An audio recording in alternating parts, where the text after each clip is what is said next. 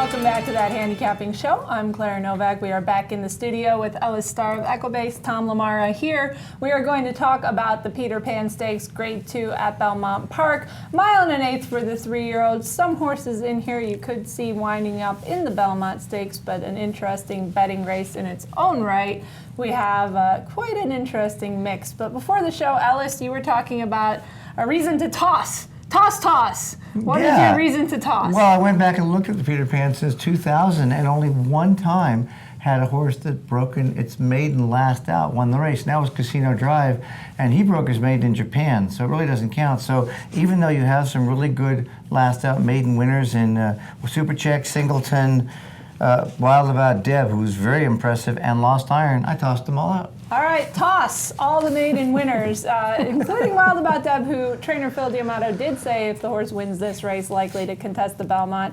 I'm going to look at a horse that is trained by Christophe Clement, who did a very good job of winning this race in 2014 with Tonalist going on to take the Belmont. So maybe he will do the same this year with Governor Malibu. And the reason I picked this horse is because in the Federico Tessio, which he was disqualified and placed second, he made a very mature, sustained run around the turn. It was very powerful. He had a lot of run in him going down to the wire, and then just in the final strides came over on the horse who was on his inside and got that DQ. So I really like his last race. I'm looking for him to improve on that effort, and I think Christophe having a horse in this race is a pretty good sign that he's a legitimate contender. Well, he's one of 4 horses that have won at 9 furlongs, which is good, and he's my second pick. My top pick is going to be Unified, undefeated, untested. It's one of those situations, I'll equate him to Songbird in one regard, which is if he goes to the lead and somebody goes with him, they've just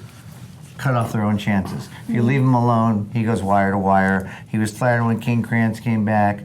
He's won. He's been training over the track. He won the Bayshore. Unified's my top pick.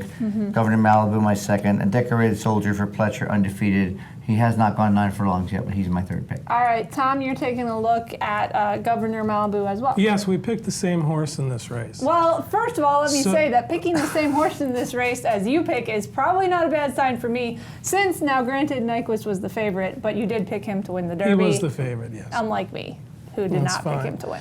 Yes, we did pick the same horse on top, and you've already discussed the reasons why I like the horse, but the horse that he beat, who was later placed on top of him through the DQ, is a horse named Awesome Speed, who is a very, very good horse that is expected to race in the Preakness.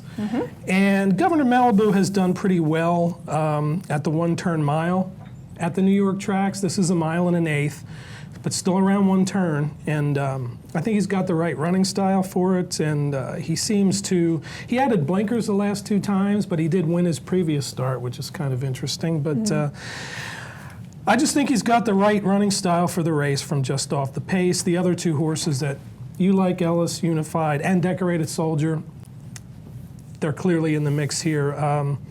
I didn't get really creative with this race, I'll admit it. So. All right, well, I'm not going to throw out Adventist completely. I do have him in my top 3, and the reason for that is just 3rd in the Wood, 3rd in the Gotham, 3rd in the Withers. This horse has hit the board every time. You do realize that was a negative key race, right? Well, I Considering understand. how outworked Trojan Nation and Shagaf ran coming out of the Wood. I understand, but I'm just saying the horse is always 3rd, so I'm not really seeing him, running up the track. Now, maybe he might end up 4th instead of 3rd, but I do think that he's in there with a chance, and I would not disregard him.